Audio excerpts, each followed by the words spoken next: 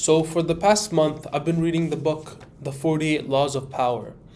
And even though I don't agree morally with everything that Robert Greene said in his 500-page book, or whatever, how much it was still such a long and critical or analytical read that I had to make sure I was summarizing the book and actually learning something from it, which is why I'm making a video, because that's the best way to basically talk about what I learned from the book. So this is going to be the ultimate guide to power using the 48 Laws of Power by Robert Greene. It's going to be a long video. I'm going to challenge myself to do all of this with no single cuts, no edits. And let's see how that goes. I hope you guys have the attention span for that. Hopefully you're above TikTok level attention span. But let's just get into it. Alright. So, it's the book. Let's get into it. Law 1. Never outshine the master. Always make those above you feel comfortably superior. In your desire to please or impress them, do not go too far in displaying your talents, or you might accomplish the opposite, inspire fear and insecurity. Make your masters appear more brilliant than they are, and you will attain the heights of power. So this is Law 1, and it basically talks about if you have any mentor or role models in your life or in different aspects of your life. They don't have to be like people that are older than you. You're probably like imagining some like 80-year-old guy or like your dad, your grandfather giving you, that's your role model, right? But it can be anyone. Even like at the gym, if there's a guy your age or a bit older than you that has more muscle and he just looks more lean and he's been in the gym for much longer, or your classmate that is smarter than you, or a friend that makes good money, right? They could be just role models that are around you in your day-to-day life. And if you display your talents or your success to them, and this applies actually for the ordinary man, not just your role models or your mentors. If you display your success, you can, a lot of the times or most of the time, you can inspire insecurity in them and hatred, because it feels like you're coming off as too much of a show off, even if you might not even be a show off. What if you're actually pretty good in the gym, or you're just a good student and you get good grades? Like, it can happen in school. Like, if someone just asks you, "Oh, what'd you get on the test?" Like, you're not gonna lie to them. Sometimes maybe you should start lying. Just say, "Oh, I got a 60." If you got a 90, like, what can you do about it? You're gonna say, "I got a 90," and just by that, you can already inspire so much insecurity in people. People are gonna start to dislike you and have hate for you and try, like, pray for your downfall, right? So that's why the saying is work in silence, right? So that no one knows about your success. So no one has anything to be insecure about, or nothing. No one has anything to hate about you, right? So that's what the law pretty much says. And since in the case of a role model, you can use that role model to help you get better at the area of life. So if you make them insecure and hate you, then you just don't have as much access to them anymore.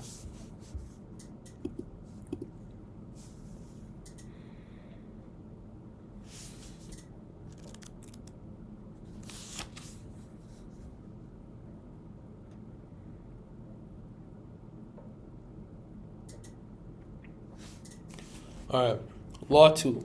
Never put too much trust in friends. Learn how to use enemies. Be wary of friends. They will betray you more quickly, for they are easily aroused to envy. They also become spoiled and tyrannical. But hire a former enemy, and he will be more loyal than a friend, because he has more to prove. In fact, you have more to fear from friends than from enemies. If you have no enemies, find a way to make them. Yeah, a lot of people have been talking about this, to basically, you have to be double as conscious about the friends around you than the enemies that you have. Because a lot of the times, most people don't even have genuine friendships with other people around them, right? Because if you think about it, if you analyze all the conversations that you have with your friends, like, do they really mean anything, or do you guys just talk about the video games or the sports? But you don't really actually talk about genuine things about self improvement, how to improve our lives, how to find your purpose, how to get closer to God, right? So if you don't have friends like that, then I don't know if you can really consider them genuine friendships. You're not doing it for the benefit of one another, you're just doing it for the entertainment that you guys get from one another. So friends like that, once you start getting success and improving your life little by little, they're gonna expect you to kind of like give them some of that success, right? Or help them get to the success, even if you don't owe it to them. Even if they're not putting the work in like you did, they're gonna expect you to do it. While an enemy has no expectations for you. Actually having an enemy, or even making a fake enemy.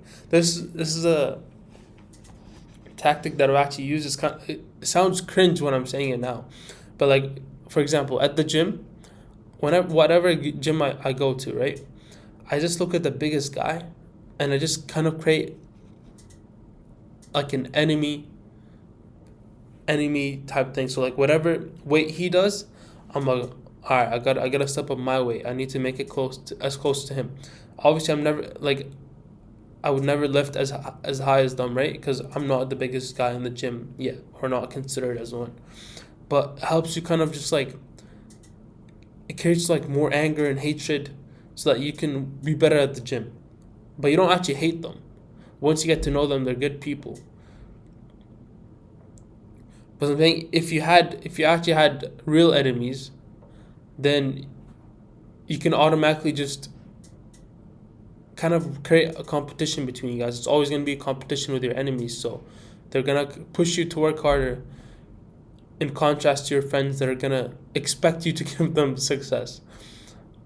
But you just make sure that you have good friends and people that want you to succeed, but at the same time work just as hard as you, or even harder than you.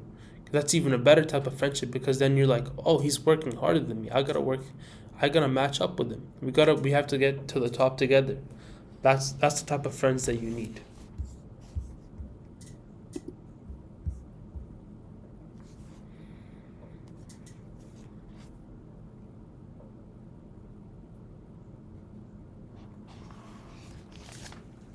Alright. Law 3. Conceal your intentions. Keep people off balance and in the dark by never revealing the purpose behind your actions. If they have no clue what you are up to, they cannot prepare a defense. Guide them far enough down the wrong path. Envelop them in enough smoke, and by the time they realize your intentions, it will be too late. Alright, so it kind of goes back to the work in silence phrase, but this is not just about concealing your intentions, but it's also concealing your actions too. So if they don't know what you're up to, if they don't know what you're doing, then they can't really prepare for what's coming, right?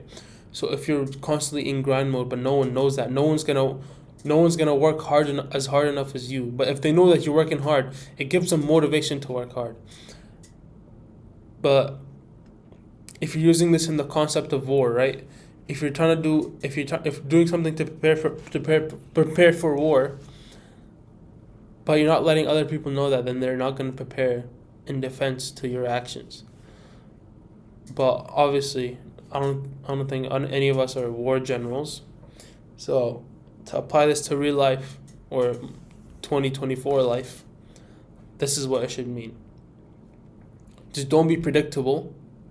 It means to conceal, not let anyone know your predictions, at the same, don't let anyone know your intentions or your actions, and that also makes you unpredictable, because they don't know. Oh, are you doing work? Are you slacking off, not doing anything with your life, or are you building a secret $1 million business? Hey, I mean, we'll never know.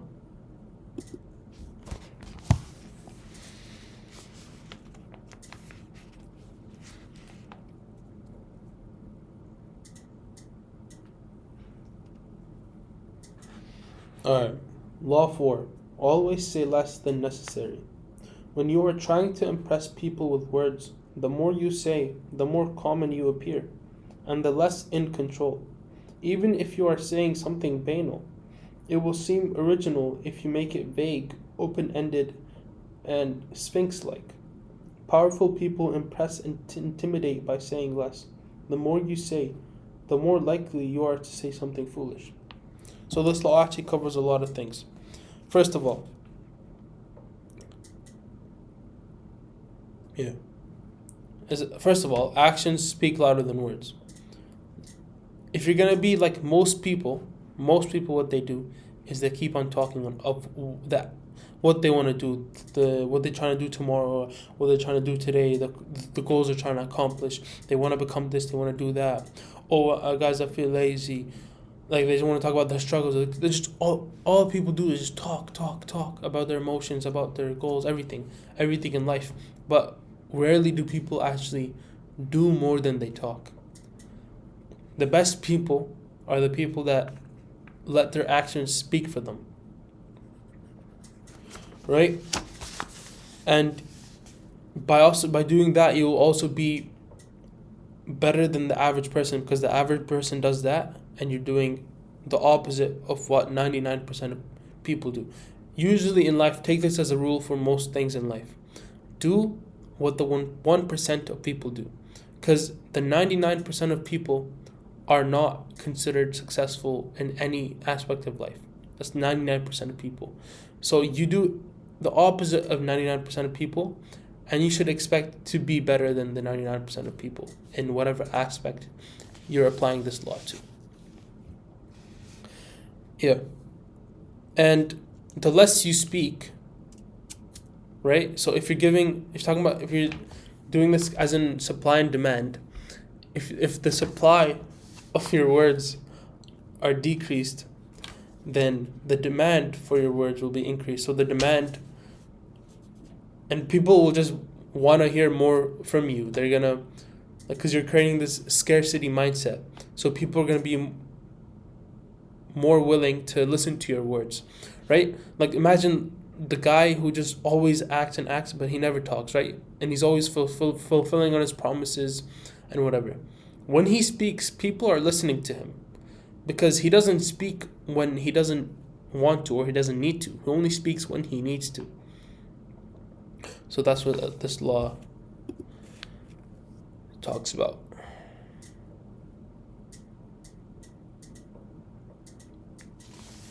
Okay. Law 5. So much depends on reputation. Guard it with your life. Reputation is the cornerstone of power.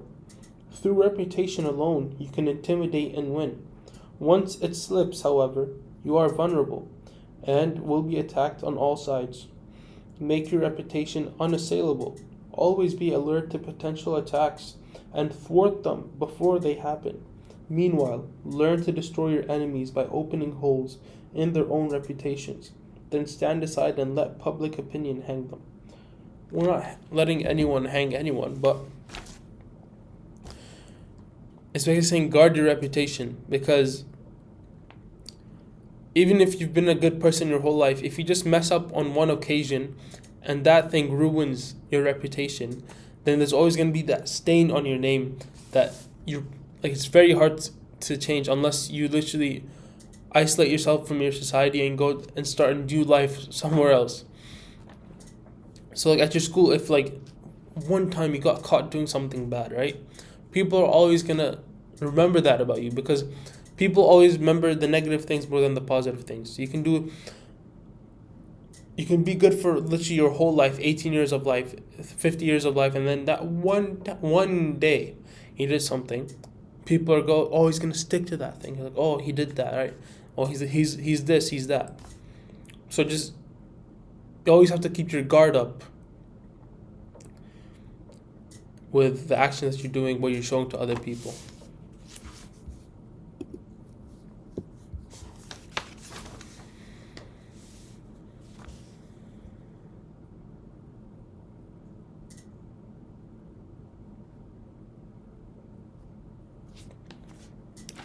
Law 6.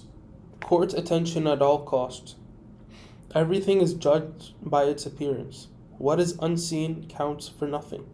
Never let yourself get lost in the crowd, then, or buried in oblivion. Stand out.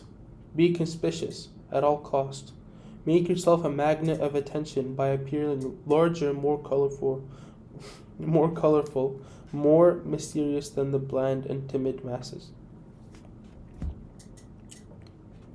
Alright, so this actually applies a lot in business and social media influencing and everything, because attention is everyone's greatest currency. So whatever you give attention to, that's kind of like what you're spending the most on, because it's not money that's the most important currency. It's not time, but it's attention. Because you can't give your attention to everything. Your attention is limited. So whatever you give the most attention to, that's the thing you value the most. So by getting people's attention, by standing out from the crowd, doing something that's different, being unique, not doing the 99% actions, doing the 1% actions, you will stand out and get people's attention.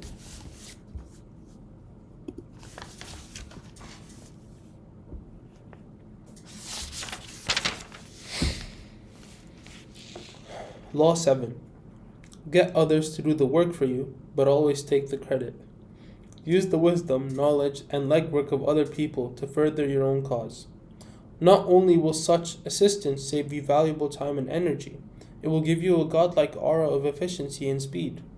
In the end, your helpers will be forgotten and you will be remembered. Never do yourself what others can do for you. Alright. So, I'm not going to talk about taking the credit, but as a consequence, you will take the credit of the assistance that you get from other people. But if you look at any successful guy, anyone who makes a lot of money, anyone, or what people consider successful anyways, or rich, let's say rich, they don't ever work alone. No one who's gone to a good amount of wealth has ever worked alone. You can always work as a team to more efficiently get to the goal that you want to get to. So if you get a good team around you, you can achieve your goals so much faster, and as a team, right? So that's why a lot of people get personal assistants, virtual assistants, and like let's say YouTubers get a lot of editors, thumbnail editors, social media planners, whatever, social media management, right? They don't ever do all the work themselves. Any of the work that can be done by another person, they let that be done, and whatever work that only they can do, that's the work that they do, because that yields the most reward for them. So once you get to a position where time is more valuable to you than money, then you can use your money to buy more time, right? And the 4-Hour Workweek talks about this a lot. I've already made a review on that book, so yeah.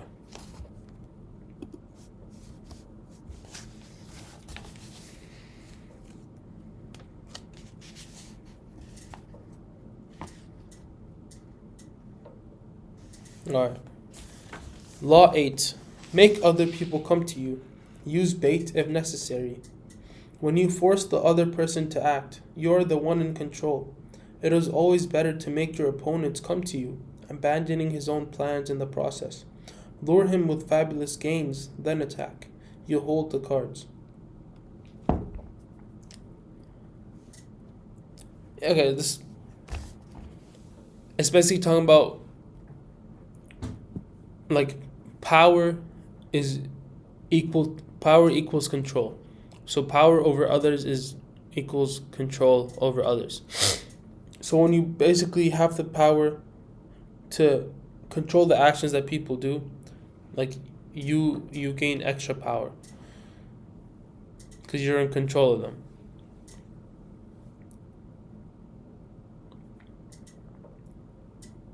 Alright. So let me try to find an example.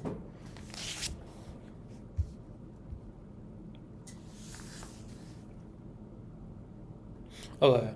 So if you get into an argument with a friend or with any other person,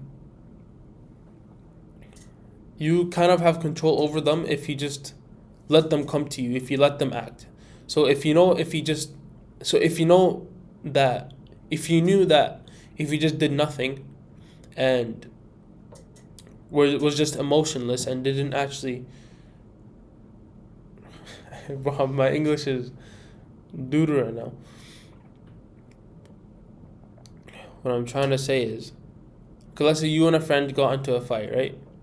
And whatever, you guys are not talking.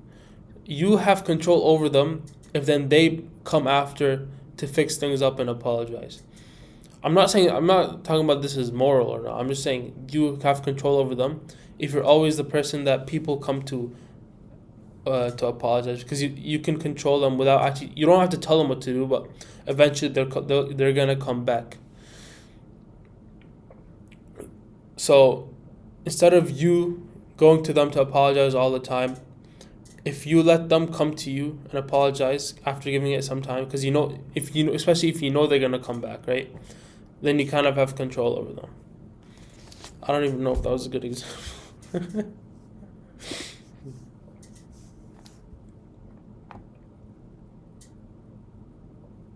Alright. Law number 9. Win through your actions, never through argument. Any momentary triumph you think you have gained through argument is really a Pyrrhic victory. The resentment and ill you will stir up is stronger and lasts longer than any momentary change of opinion. It is much more powerful to get others to agree with you through your actions without saying a word. Demonstrate, do not explicate. Actions speak louder than words.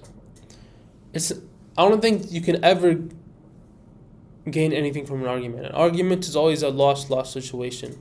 Whether, you literally lose the argument and the other person wins the argument, or even if you win the argument, what did you gain? The other person hates you now. They don't want to talk. They don't want to talk to you because they just feel like they're inferior and they know less, or you're just better than them because you won the argument. So it's always better to just drop the argument regardless if you're right or if you're wrong. Or because maybe even if you believe you're right, maybe they also believe they're right as well. So they're never actually gonna because think about it. If me and you were arguing, and I thought I was right, and then you also thought you were right, but then you beat me, you didn't actually convince me because I still believe that I'm right. If I believe that I'm right, it takes a lot more to convince me that I'm wrong. So by doing the action, by showing them why they're wrong, not telling them how they're wrong, you have so much more potential of changing their mind.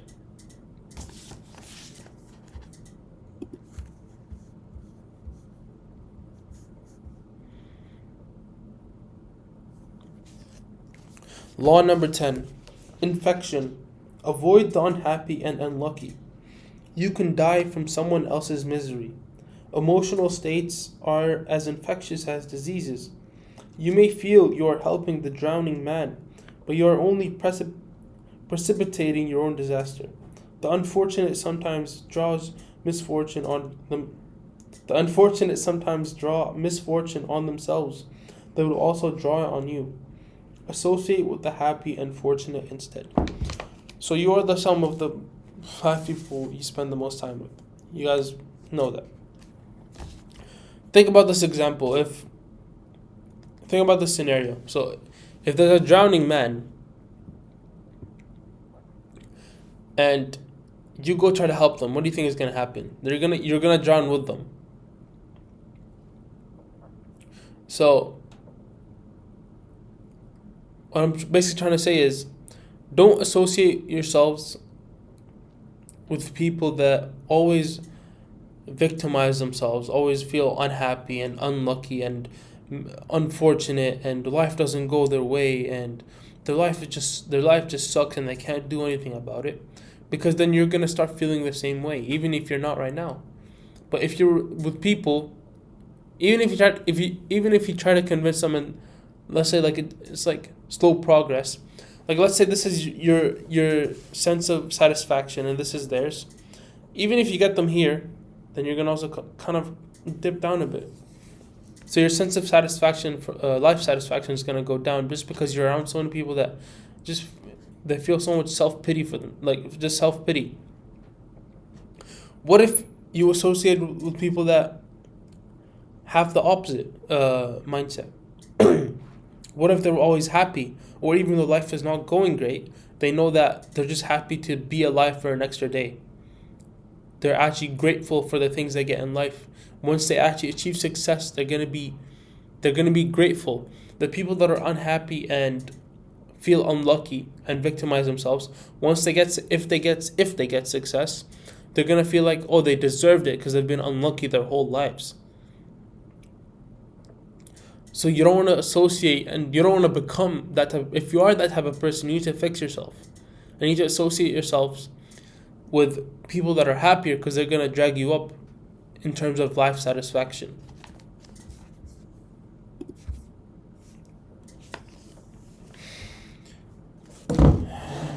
Water break. 10 laws done.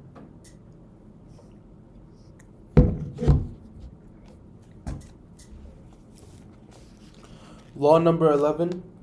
Learn to keep people dependent on you. To maintain your independence, you must always be needed and wanted. The more you are relied on, the more freedom you have. Make people depend on you for their happiness and prosperity, and you will have nothing to fear. Never teach them enough so that they can do without you.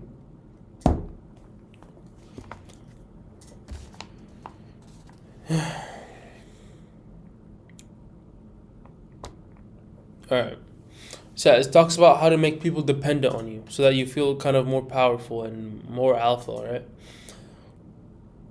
So you can be dependent on someone for a lot of things. First of all, or the most common, it's resources, so as in money, right? So you're dependent on your parents because they're your source of income.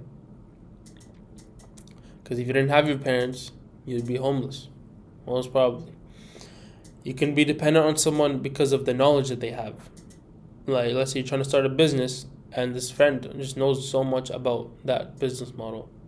You're going to be dependent on them because you want to learn more and they're like the closest source of knowledge that you have. So you're going to be dependent on them. But the book talks about don't give them enough so that they can do without you. So always just give them like a little bit of knowledge or a little bit of resources, but not enough so that they don't need you anymore. I mean, that's what the book talks about. It doesn't mean I agree with it. But you need to, first of all, become that type of person that's independent so that people can be dependent on you. You cannot be dependable if you're not independent.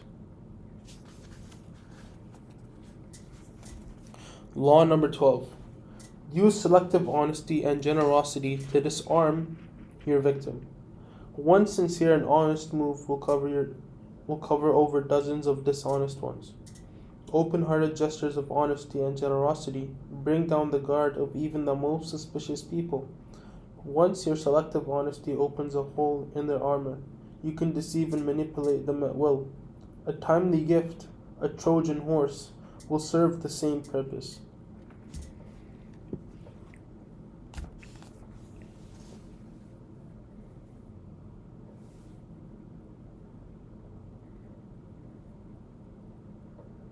Okay, so if we're trying to do this in a wholesome way, it's basically saying the easiest way to lower a person's guard is by giving.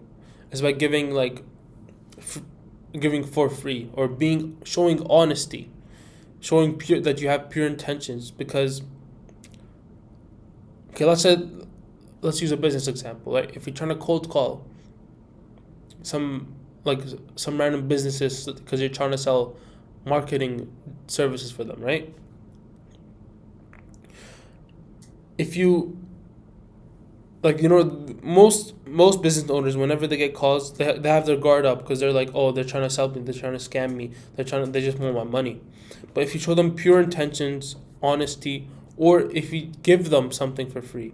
Before taking, you lower their guard, and then you can easily build a stronger relationship with them than just by basically just asking for their money. Like, oh, you want my business, you want my service, this, whatever. Like, no, get out. Law 13. When asking for help, appeal to people's self-interest, never to their mercy or gratitude. If you need to turn to an ally for help, do not bother to remind him of your past assistance and good deeds. He will find a way to ignore you. Instead, uncover something in your request or in your alliance with him that will benefit him, and emphasize it out of all proportion. He will respond enthusiastically when he sees something to be gained for himself.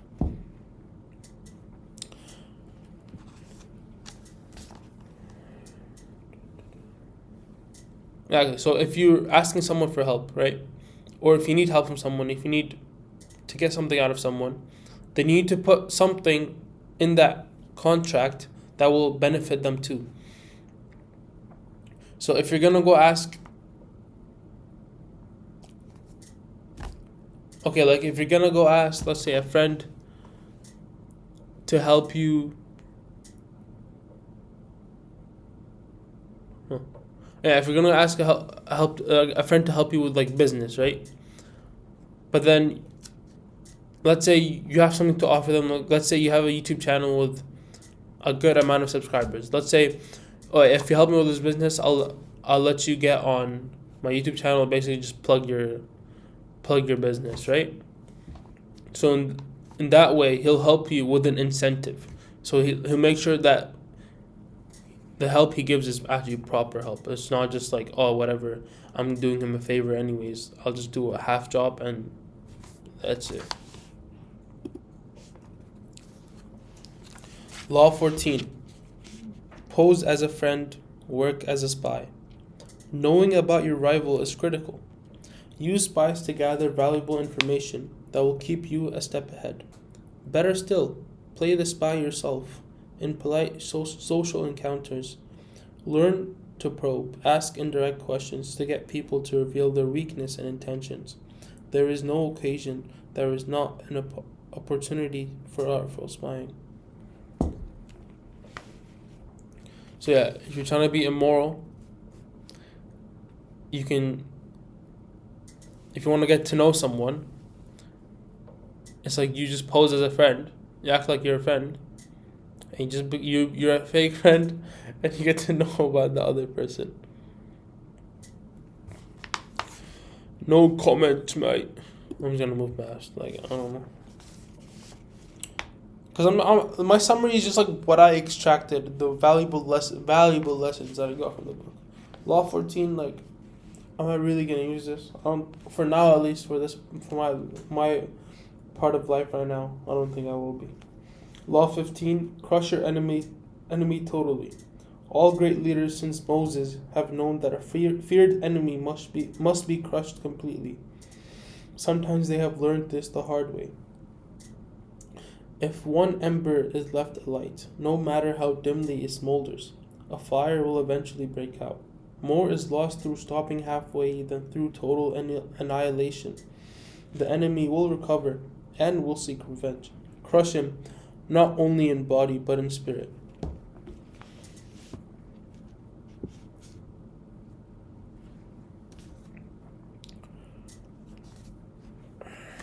Alright, cool, man. Crush your enemy totally, guys. Law 16. Use absence to increase respect and honor. Too much circulation makes the price go down. The more you are seen and heard from, the more common you appear. If you are already established in a group, temporary withdrawal from it will make you more talked about, even more admired. You must learn when to leave, create value through scarcity. Okay, this one's a good law. So, let's say you're in a friend group, right? You're in this friend group that you spend most of your time with, right? Like, after a while, like, people start to treat you the same, or, just kind of average member of the group. You can easily change this intentionally and unintentionally. Like let's say you just had to let's say even if you go on a summer trip with your family, right, over the summer, like don't you notice your friends like show so much more attention to you when you've not been around them for a while, right? Because they're so used to you being there, and now you just like change the predictability because now you're unpredictable. You just kind of left, right?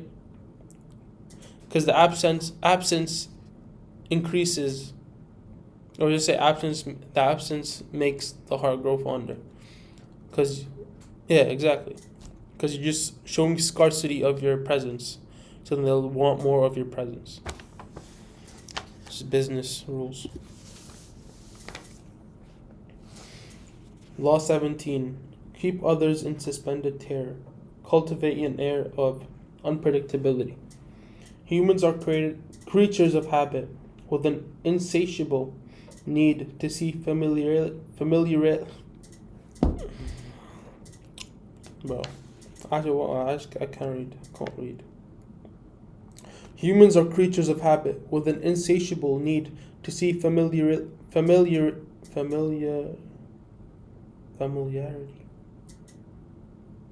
in other people's actions. Your predictability gives them a sense of control. Turn the tables. Be deliberately unpredictable. Behavior that seems to have no consistency or purpose will keep them off balance, and they will wear themselves out trying to explain your moves. Taken to an extreme, this strategy can intimidate and terrorize. So yeah, humans are creatures of habit, so they like to get used to the same thing. They don't like change. So when they see that you're unpredictable, they take you seriously, right? Because your predictability gives them power because they know your next moves. They know what you do. They don't have to kind of like take you seriously because they're like, oh yeah, I know what he's gonna do. Like, like I don't know.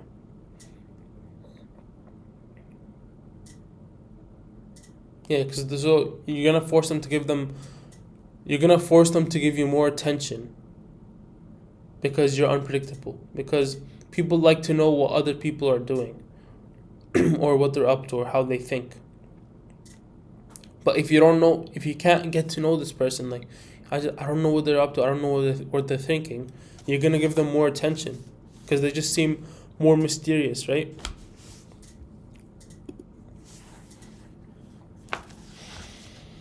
Law 18. Do not build fortresses to protect yourself. Isolation is dangerous.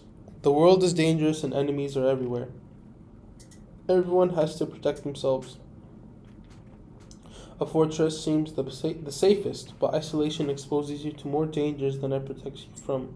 It cuts you off from valuable information. It makes you conspicuous and an easy target. Better to circulate among people, find allies, mingle. You are shielded from your enemies by the crowd.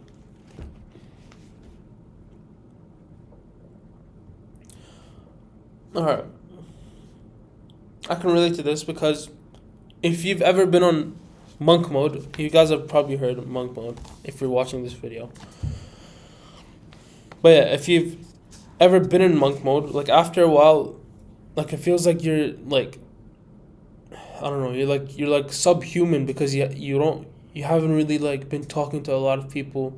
Like your social skills maybe have gone down because you're just in this deep work mode where you're just working all the time and you're just by yourself. You're just isolated. And social experiences actually can benefit you in a lot of ways if you're doing it with the right people, of course. So you can't, I don't know. It's good, especially if you have good people around you. You can learn so much from the people around you. And that could actually boost the rate of your success. Instead of just always trying to work alone, always trying to just like one versus the world mentality, right? So I'm not saying monk mode is bad, but I'm saying if you're always isolated from society and from the people around you, especially if they're good people and valuable people, like consider them as a valuable resource. So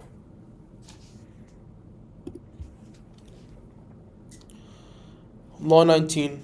Know who you're dealing with. Do not offend the wrong person. There are many different kinds of people in the world, and you can never assume that everyone will react to your strategies in the same way. Deceive or outmaneuver some people, and they will spend the rest of their lives seeking revenge. They are wolves in lamb's clothing. Choose your victims and opponents carefully, then never offend or deceive the wrong person. Okay, so I wrote down the five most dangerous people. Number one, the arrogant and proud man. Because then if you offend them, they're gonna do. If you offend the arrogant man, he's gonna do all in his power to try to like get his comeback, get his revenge at you. Number two, the hopelessly insecure man. If you offend an insecure man, which most people are, the same thing. You're just gonna hurt them so much that they're gonna try to get to your insecurities as well. They're gonna try so hard until they find that insecurity. Number three, Mr. Suspicion. He's always suspicious, right? Number four, the serpent with long memory. Like the guy is gonna be like, oh, remember when he did this? Oh, like it's kind of like your friends from middle school or high school, right? If you guys are old enough, then you know like after you graduate from high school, a lot of your friends from high school, like if you ever get back with them and like they notice that you're a different person, or yeah, so they're gonna basically just come back with like past memories or past actions they used to do. Like if you used to be a degenerate, or you just used to be a lazy, or always video gaming, or always just out doing nothing, they're gonna be like, oh, you used to do this, didn't you used to do that? I remember when you were like that. Like, don't act like you changed, right? Those type of people. And number five is the unintelligent man. Do not offend the unintelligent man. I mean, you shouldn't necessarily offend anyone, but you cannot assume everyone to be weak or anyone to let that slide.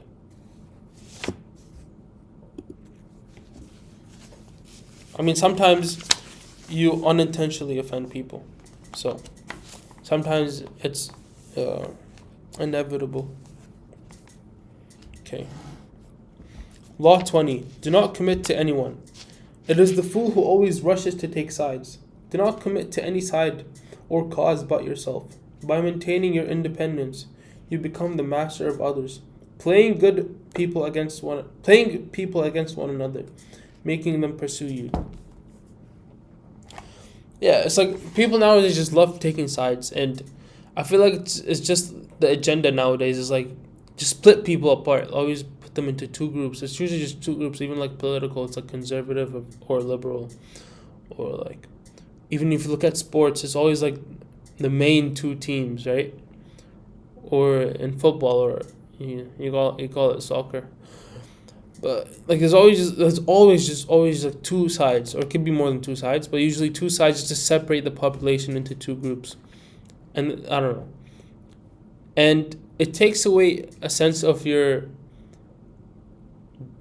independence, because you're taking a side, because you feel obliged, like the 99%, to take a side, to conform against one group, right? But a lot of times, like, you just don't have to. Like if someone asks you, or conservative or liberal, if you don't agree with either, just why do you have to give your opinion?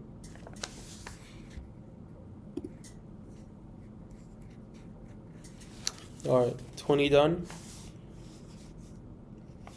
44 minutes in.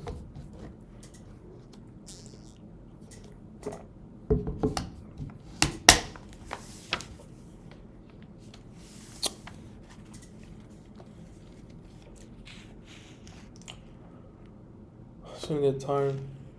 Law 21. Play a sucker to catch a sucker. Seem dumber than your mark. No one likes feeling stupider than the next person. The trick is to make your victims feel smart. And not just smart, but smarter than you are. Once convinced of this, they will never suspect that you may have ulterior motives. Okay, yeah. This is a good law. Like, let's say you're in a group of people, or like let's say in your room, in a room of people, and they're sharing their opinions and their intelligence and whatever, right? Their experiences. If you're the smartest or the best person in the room in a specific thing, seem like you're like, don't make it seem like you're the best. Just that's why, like, oh, if you're the smartest person in the room, just stay quiet so no one knows that you're the smartest. And if you're the dumbest person in the room, then you also stay quiet so that you can actually listen to what the smarter people are gonna say. So either way, honestly, just stay quiet, bro. Don't talk. It's better to just not talk. Just action, action, action. Stop talking. Don't talk. That's the thing. Anyone who's gonna start watching my videos is gonna turn mute because they're just not gonna talk. And exactly, if you don't seem as dumb, or if you make yourself seem dumber than you are, then you avoid or reduce the risk of offending anyone, which goes back to the last law, I think it was. Yeah, or not the last law. One of the laws.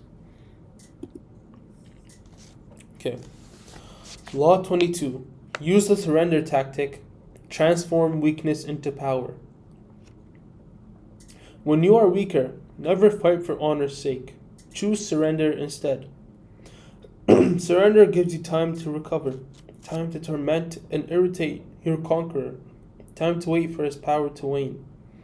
Do not give him the satisfaction of fighting and defeating you. Surrender first. By turning the other cheek, you infuriate and unsettle him.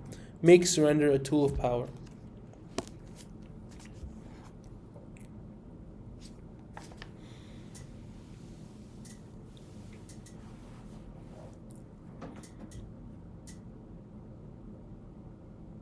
Okay, so just don't get into a battle that is an inevitable loss.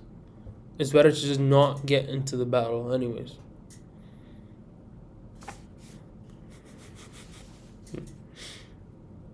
Okay, so like if you're trying to, okay, let me try an example. If you're trying to race, if this guy's asking you to race, if he's, okay, like, let's say there's one dude at your school, like the fastest guy in the school, asking you to race, and everyone's like, oh, let's race. If you know you're gonna lose, don't race him. It's better to not get into the race than seem like a loser that when you get beat by him. Boy, I'm giving. It's probably the worst video in history. Law 23. Concentrate your forces. Conserve your forces and energies by keeping them concentrated at their strongest point. You gain more by finding a rich mine and mining it deeper than by flitting from one shallow mine to another. Intensity defeats extensity every time. When looking for sources of power to elevate you, find the one key patron, the fat cow who will give you milk for a long time to come. Okay, so this talks about the like quality over quantity. So I'm gonna relate this to business as a lot of things because it just makes more sense in my head. Like if you have a limited amount of time, attention, and money, it would be very unwise to like split that into 5 different business ventures once you don't have a lot of the resources. When you're first starting out and you have limited attention, time, and money, it's better to just go all in on one, since you get more of that reward in contrast to 5, but then not succeeding in any. Easy. Law 24. Play the perfect courtier. The perfect courtier thrives in a world where everything revolves around power and political dexterity. He has mastered the art of indirection. He flatters, yields to superiors, and asserts power over others in the most oblique and graceful manner. Learn and apply the laws of courtiership, and there will be no limit to how far you can rise in the court.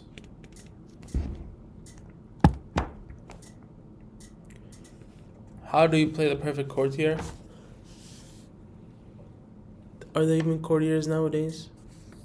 There's no Napoleon or anyone. Well, I don't know. Just don't offend anyone and be the nicest person. Yeah, that's my tip. Law 25. Recreate yourself. Do not accept the roles that society foists on you. Recreate yourself by forging a new identity, one that commands attention and never bores the audience. Be the master of your own image rather than letting others define it for you. Incorporate dramatic devices in your public gestures and actions. Your power will be enhanced and your character will seem larger than life. Okay. So if you want people to see you in a better light, or they want to see you as a better person than the way they see you right now, then you can control that and make a new identity. Do different actions, like the way you talk, the way you show yourself to the public should be different. Because if you just all you do is talk is, oh, I'm a different person, but you don't show it, then you're kind of giving power for people to define your new identity. But if you show that, then people are going to take you more seriously. And obviously, it's still easier said than done.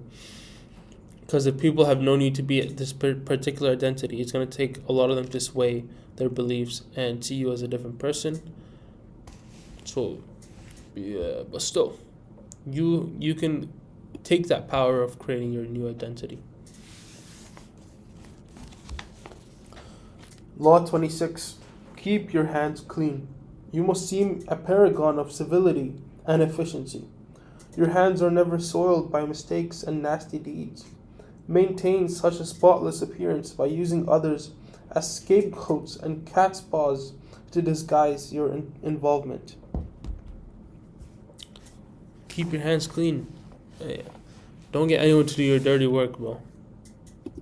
I ain't commenting on that law. Law 27. Play on people's need to believe to create a cult-like following. People have an overwhelming desire to believe in something. Become the focal point of such desire by offering them a cause, a new faith to follow. Keep your words vague but full of promise. Emphasize enthusiasm over rationality and clear thinking. Give your new disciples rituals to perform. Ask them to make sacrifices on your behalf. In the absence of organized religion and grand cause, your new belief system will bring you untold power.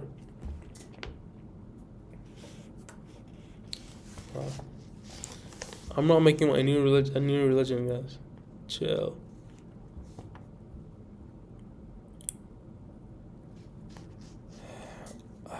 I don't have experience on creating a cult-like following. Clearly, hard to 1 million subscribers.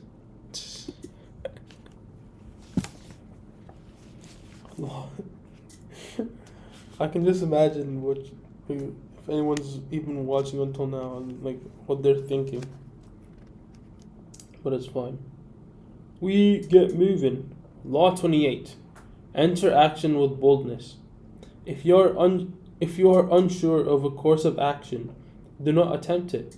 Your doubts and hesitation will infect your Your doubts and hesitations will affect your execution. Timidity is dangerous. Better to enter with boldness. Any mistakes you commit through audacity are easily corrected with more audacity. Everyone admires the bold. No one honors the timid. So enter actions with boldness.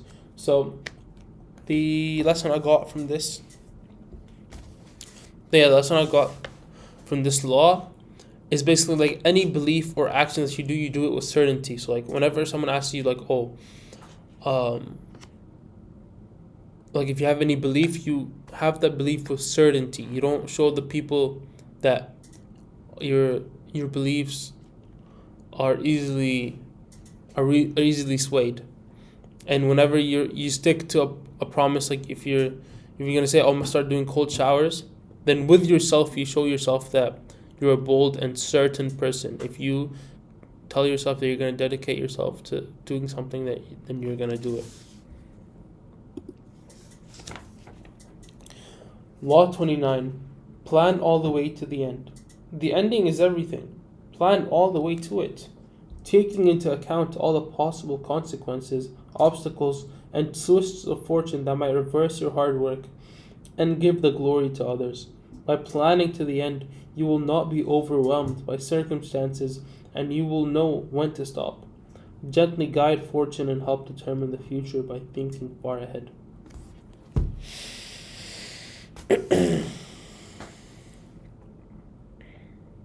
Alright. Yeah, so never have a vague plan. Never have a vague goal. Always be specific in the goal and in the path to the goal.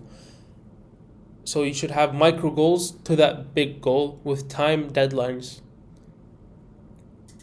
for each micro goal. So if it is to gain 20 kgs, if you're bulking and you want to gain 10 kgs by the end of the year, something like that, right? Then you make the micro for each kg. Be like, oh, by February 15th, by April 21st, I want to gain 4. Like, whatever, right? And always foresee your failures. So by knowing yourself right now, right here, right now, the person you are now, what's going to be the most likely failure in your way to the goal? So if you know you're a person that just like gives up because they get bored or something, they just don't stop going to the gym because they get bored, right? So if you can foresee that failure, you'll know how to combat it, because like, oh, let me just go with a friend then. Let me find a friend who's going to keep me disciplined. Especially if you know that if that friend has been going for a longer while than you and he's more disciplined and he goes alone anyways, all the time without skipping, then you know, oh, if you go together, then I'm going to be more willing to stay consistent until it becomes such a strong habit that I won't even need anyone to go to the gym anymore, because I'll just be disciplined enough.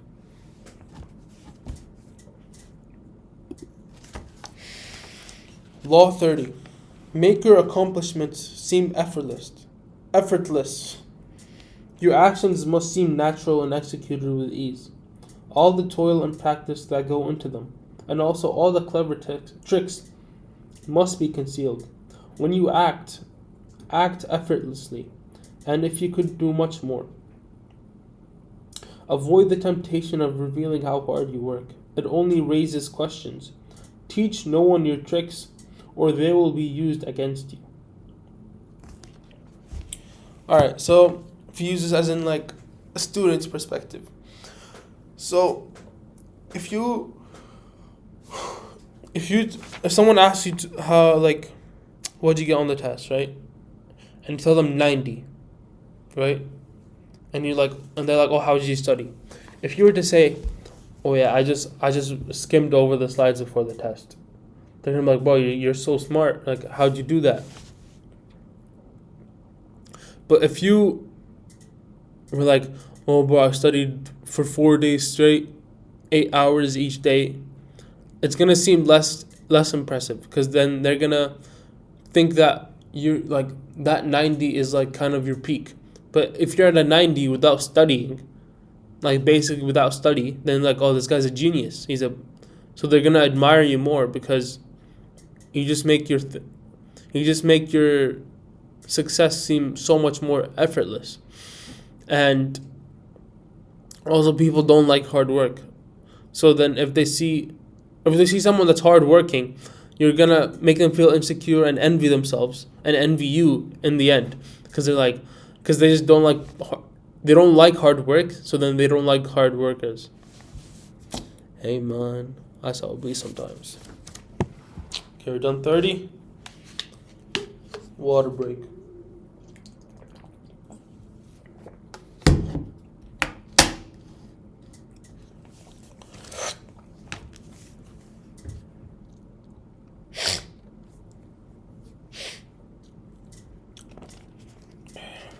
Law 31.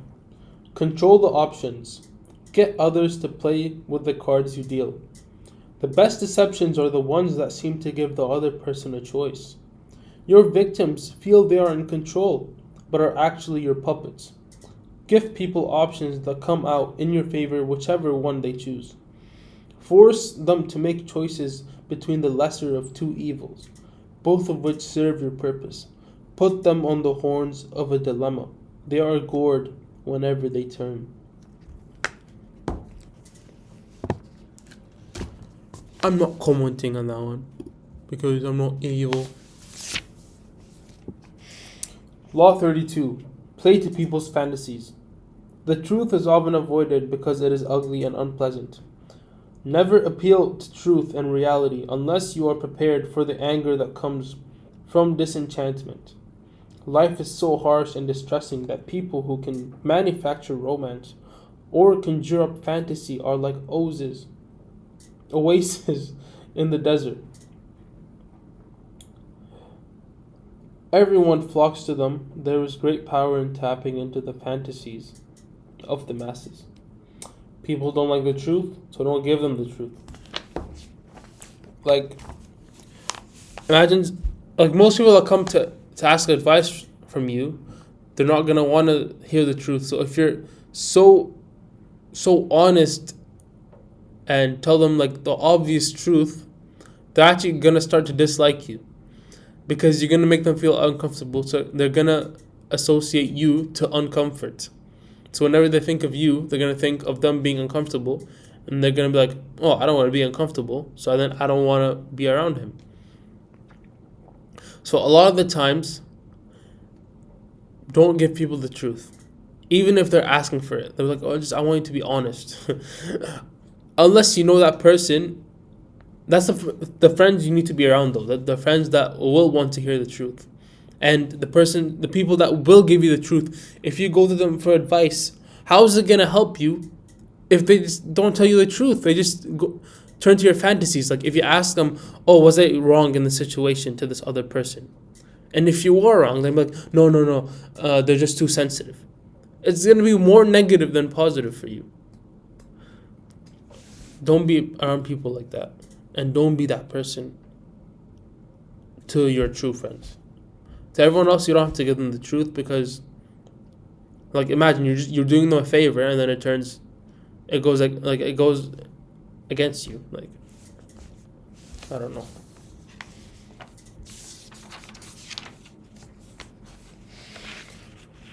Law 33. Discover each man's thumbscrew. Everyone has a weakness, a gap in the castle wall. That weakness is usually an insecurity, an uncontrollable emotion or need. It can also be a small secret pleasure. Either way, once found, it is a thumbscrew you can turn to your advantage.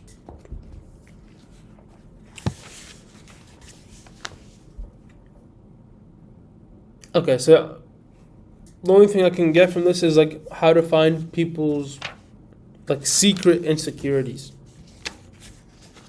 Because you can pay attention to like how they present themselves, or if they're like doing too much to present in the way they present themselves. So if like someone's just very concerned with like if someone's just concerned with or like okay with the way their hair looks, if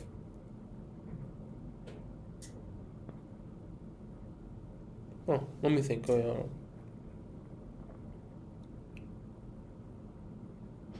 Okay, like if someone's just always concerned about their weight, right? If they're always like they're gonna try to always wear such oversized clothing to emphasize that he's not overweight, because then it hides a lot of that, right? Or if someone who's concerned about his bald spot, he's always gonna wear a cap or do something to cover that. So then you can kind of, or if someone's just concerned that they're just skinny, right? They're always gonna like try to like look bigger when they walk, or just wear thick oversized clothing to make himself appear larger. So you can always look at those unconscious signals and gestures. And yeah.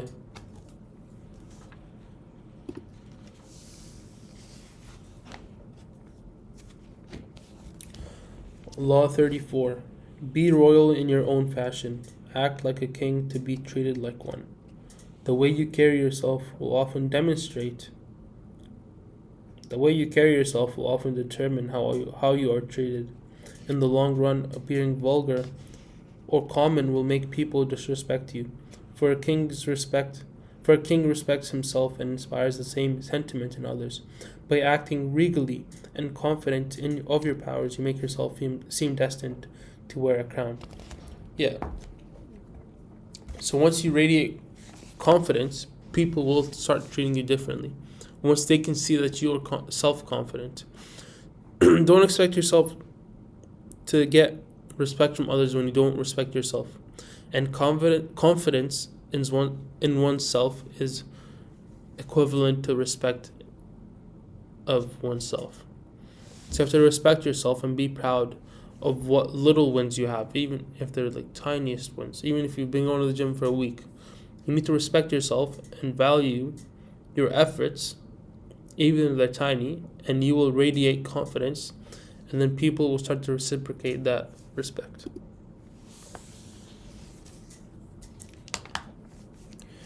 Law 35. Master the art of timing.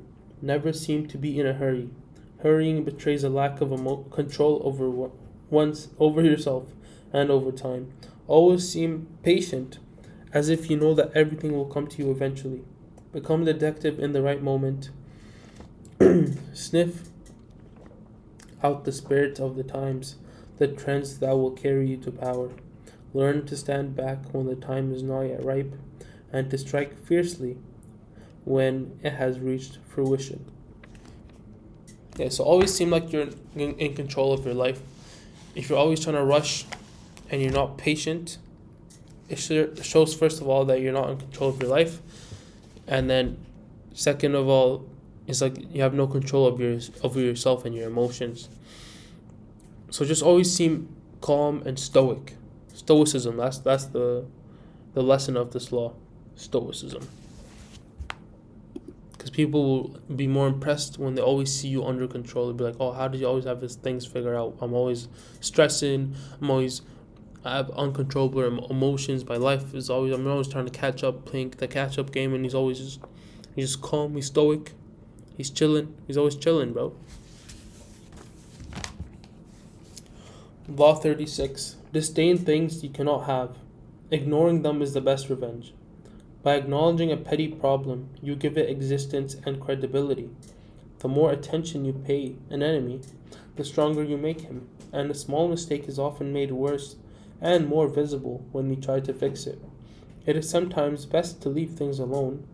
If there is something you want but cannot have, show contempt for it. The less interest you reveal, the more superior you seem. Okay.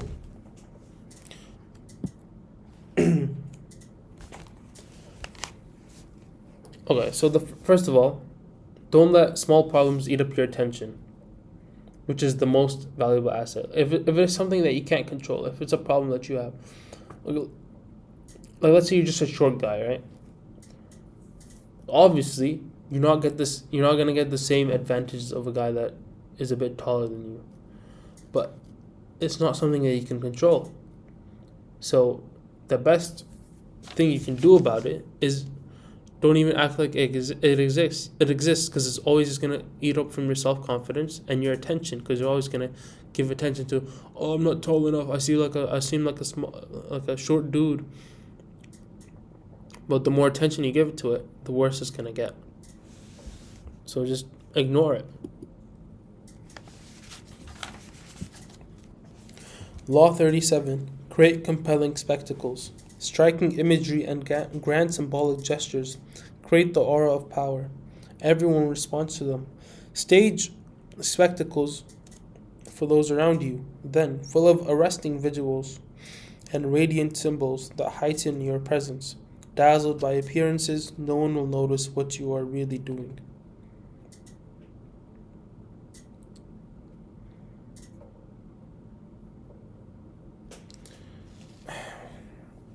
Are you a movie director? Nope. So I don't know what advice to give you guys. It's a doodle book review. Law 38. Think as you like but behave like others. Okay.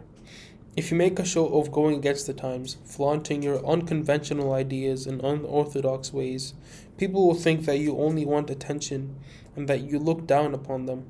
They will find a way to punish you for making them feel inferior. It is far safer to blend in and nurture the common touch.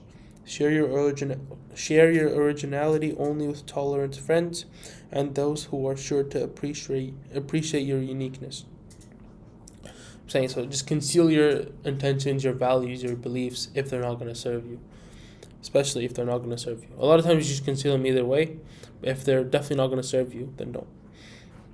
So if people are asking you your true beliefs, like also on the political or on the education system, on the government, if it's not something that's gonna benefit you in the situation, if it's gonna make people look at you weird, then don't say. Just don't say anything, or just act like you pretend like you conform with conventional ideas, but you don't actually have to believe them.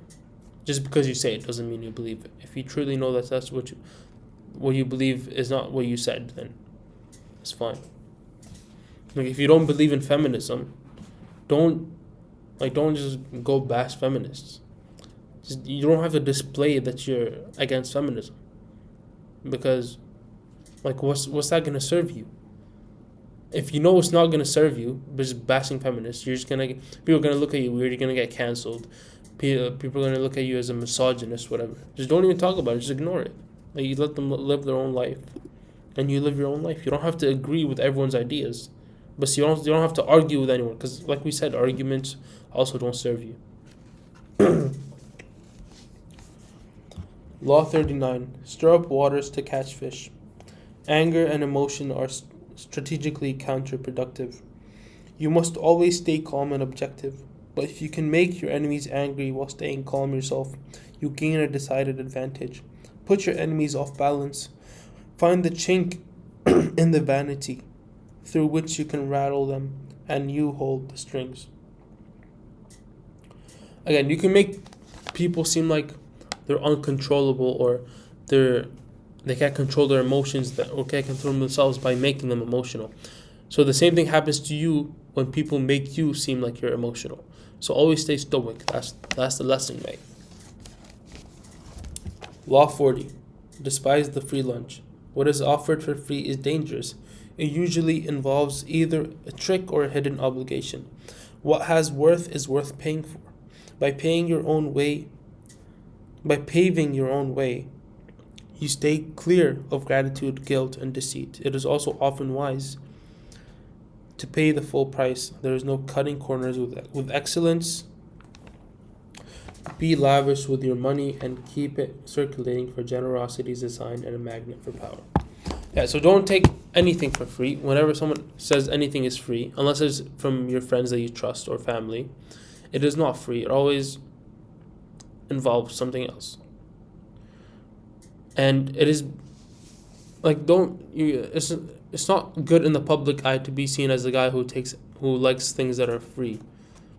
Even though everyone likes stuff that are free, people are just weird, bro. Like they're like, oh, why is he always taking the free stuff, right? Or like he's a cheap guy, but at the same time they're also cheap. So be generous with your money. It's good to be generous with your money either way. And also gets you in a good mindset, in a wealthy mindset, in an abundance mindset, instead of a scarcity money mindset. So be generous with money. Don't be stupid with your money. Just be generous. So when you want to spend it, you're not cheap. But when you don't need to spend it, you don't spend.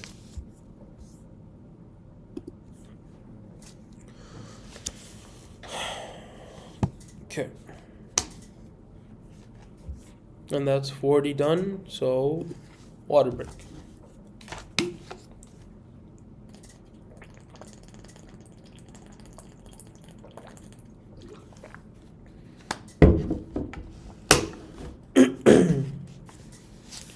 Law 41. Avoid stepping into a great man's shoes. What happens first always appears better and more original than what comes after. If you succeed a great man or have a famous parent, you will have to accomplish double their achievements to outshine them. Do not get lost in their shadow or stuck in a past not of your own making. Establish your own name, identify by changing course. Slay the overbearing father. Disparage his legacy and gain power by shining your own way. You always want to seem unique. You want to recreate yourself, even if even if it's your own parents, whatever, right?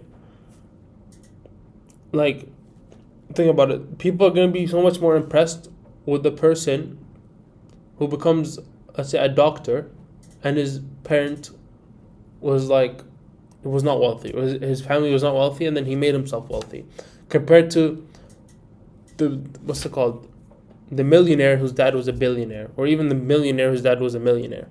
Since it's already been recreated,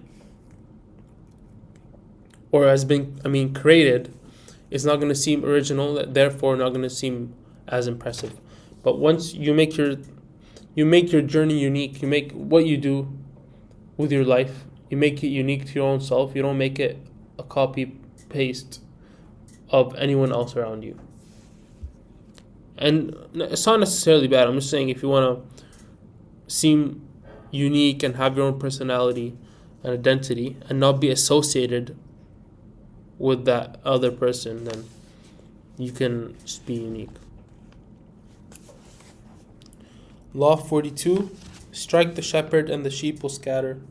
Trouble can often be traced to a single strong individual, the steerer, the arrogant underling, the poisoner of goodwill. If you allow such people room to operate, others will succumb to their influence. Do not wait for the troubles they cause to multiply. Do not try to negotiate with them. They are irredeemable. Neutralize their influence by isolating or banishing them.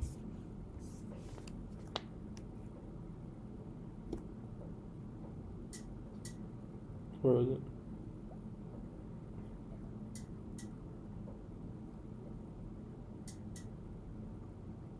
Where did I go? Oh yeah, strike at the source of the trouble and the sheep will scatter. Okay, so always aim at the person with the most power in the group, because by targeting them, you target the whole group.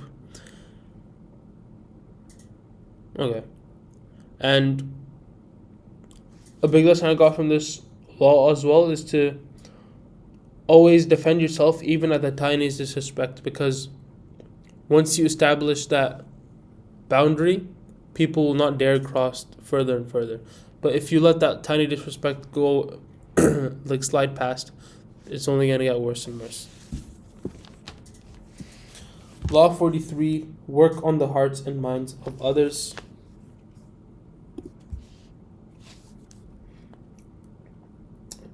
Coercion creates a reaction that will eventually work against you. You must seduce others into wanting to move in your direction. A person you have seduced becomes your loyal pawn, and the way to seduce others is to operate on their individual psychologies and weaknesses. Soften up the resistant by working on their emotions, playing on what they hold dear and what they fear. Ignore the hearts and minds of others, and they will grow to hate you. Yeah, so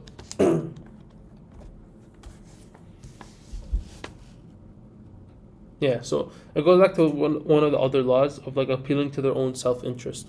So once you appeal to someone's own interest, you will always have their unconditional support, because once you win, they win. And you can also win them over by controlling their emotions, because if you control their emotions, you control them basically.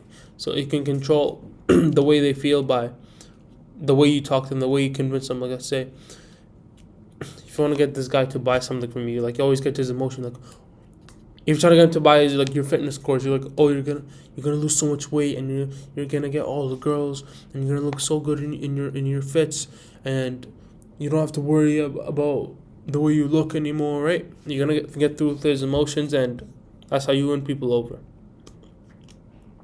Yeah.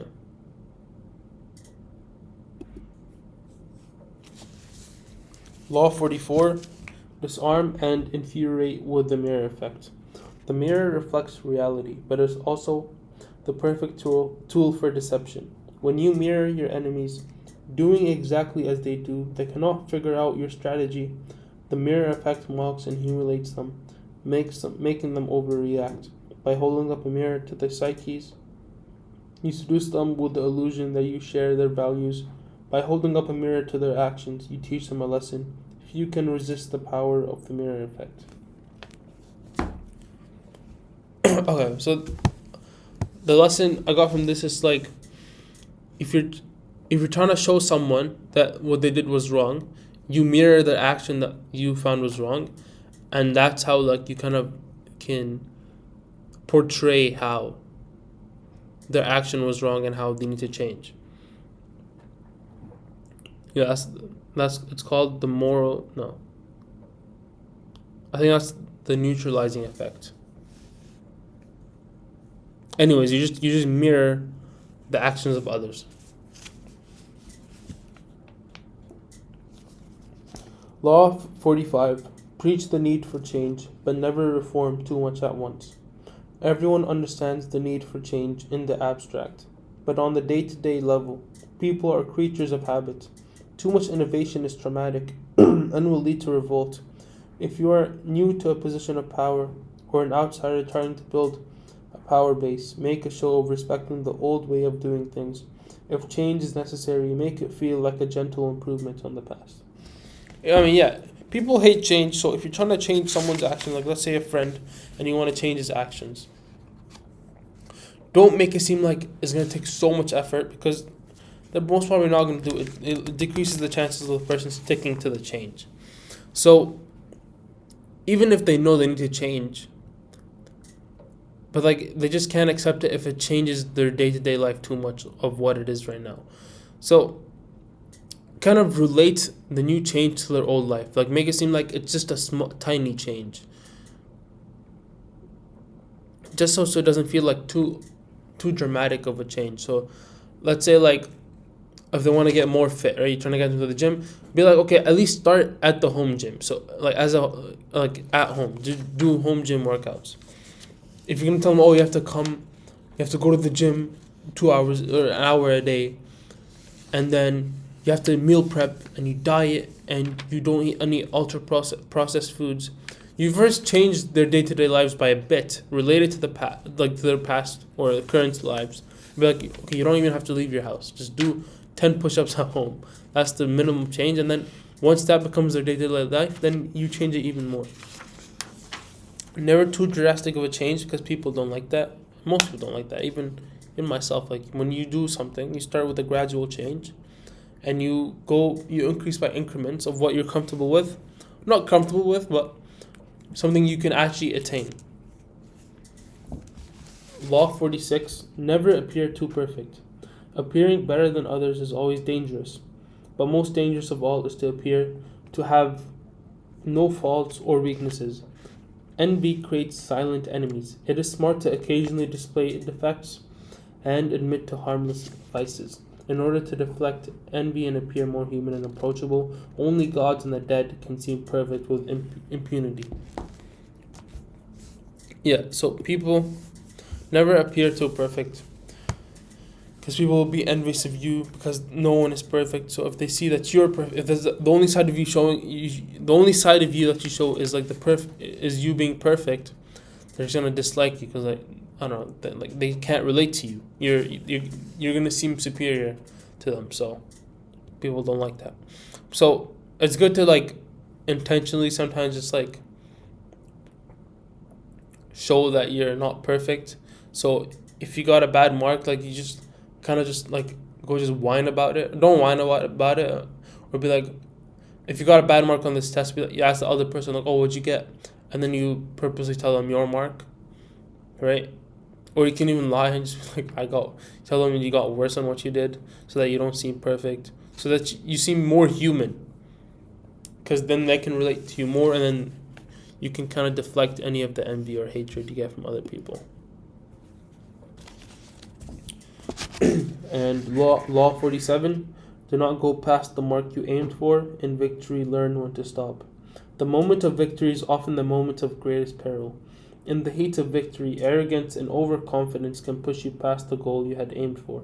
And by going too far, you make more enemies than you defeat. Do not allow success to go to your head. There is no substitute for strategy and careful planning. Set a goal, and when you reach it, stop. Yeah, so know when to stop. That's the importance of having a specific goal and a specific objective. Because once you reach it, you're done. You change the goal. You divert and you make new goals and new specific goals as well. That's why, yeah, don't just keep going because you have that extra motivation and momentum, because then you're not following any goals. So if you're already, like, let's say you already make more than 100K a month, but you know you're already making so much more than what you need, and there's like other goals in your life that you want to achieve. Like, let's say you want to get closer to your religion, or you want to build better, you want to start building a family, you want to spend more time with kids. There's no point, just because you have more motivation and momentum, there's no point to scale out even more than what you need, when you could be improving the other areas of your life. And the last law, the 48th law, is assume formlessness. By taking a shape or having a visible plan, you open yourself to attack. Instead of taking a form for your enemy to grasp, keep yourself adaptable and on the move. Accept the fact that nothing is certain and no law is fixed. The best way to protect yourself is to be as fluid and formless as water.